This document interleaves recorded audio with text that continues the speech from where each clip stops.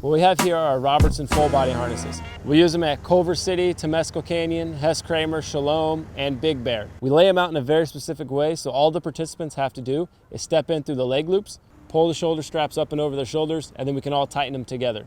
Based off Racine's body size, I'm gonna have him step into a yellow and gray for a small adult, have the participant step into the yellow loops, and then have somebody assist them pull the shoulder straps up and over their shoulders like a backpack. The first thing we tighten is our waist loop. So we're gonna reach on the left-hand side, there's gonna be a long tail with a pointed end. It's the only strap with a pointed end. It comes across the waist to the right-hand side where there's a rectangular gate. Push that slider all the way forward, putting the strap behind it. And then go ahead and push that slider back against the fabric, putting the end of the strap in between the two bits of metal, and go ahead and pull that nice and tight. It should sit right above their hips, nice and snug.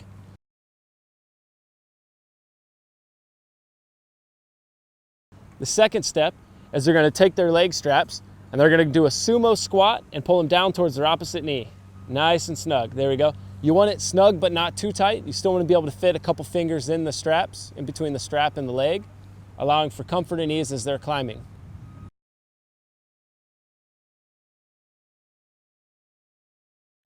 What we're looking for here is to make sure that this dorsal connection is right between the shoulder blades. That's the most important thing when fitting a Robertson full body harness.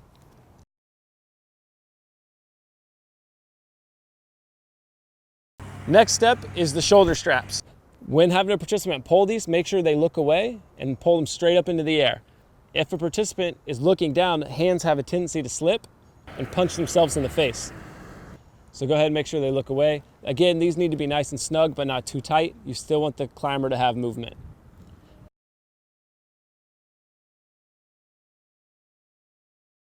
Next, you're gonna do the chest clip. It's a metal carabiner, oval, that clips from one side of the chest to the other into a corresponding loop. Again, you want this nice and snug, but not too tight. And what this does is prevents the harness from coming off the shoulders of the participant.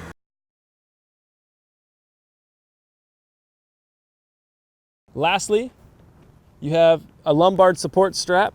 You want this loose, but you don't want it too loose. So you want to pull it just a little bit so it still allows the participant some movement if they're climbing to go ahead and stretch around. If that strap is too tight, it's going to cause the participant to have a wedgie when they climb or when they come down, and pinching in places where it shouldn't.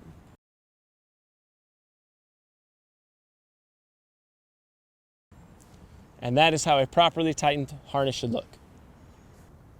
Our next harness that we're going to put on is our sit harness. These are only used at our rock climbing walls at Culver City and Hess Kramer.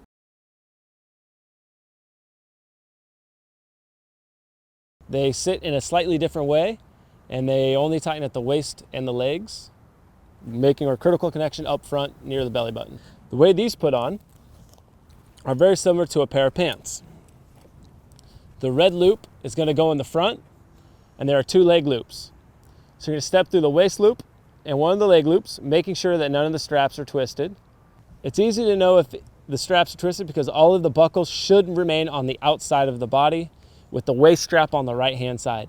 You want that red loop to be right about where the belly button is, and then you're going to tighten the waist first and then the legs. So as you can see here, all the buckles are on the outside of the body.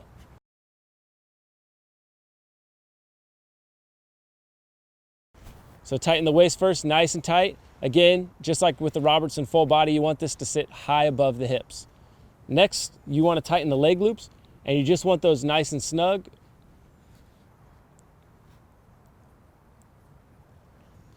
But loose enough that you can still fit a finger in between the strap and your leg. And that is how you properly fit sit harness that we use on our rock climbing walls at Culver City and Hess Kramer. The next harness we use is a black Singing Rock full body harness. We use them when we're doing rescues or up at the Hilltop Ropes course because it allows us for different critical connection clip-in points. You have a participant step right into the middle through the leg loops, and then they're going to pull the outside strap all the way up and over their body and around their shoulders. Just like all of our other harnesses, they tighten at the waist first.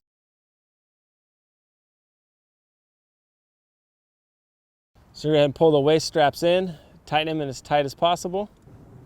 Nice and snug, high above the hips.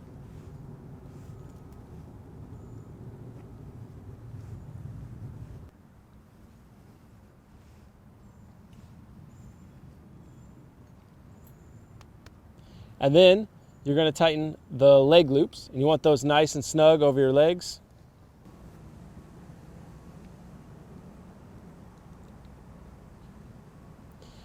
And last, before you tighten it, you want to make sure that this dorsal connection is going to sit right between the shoulder blades. There we go.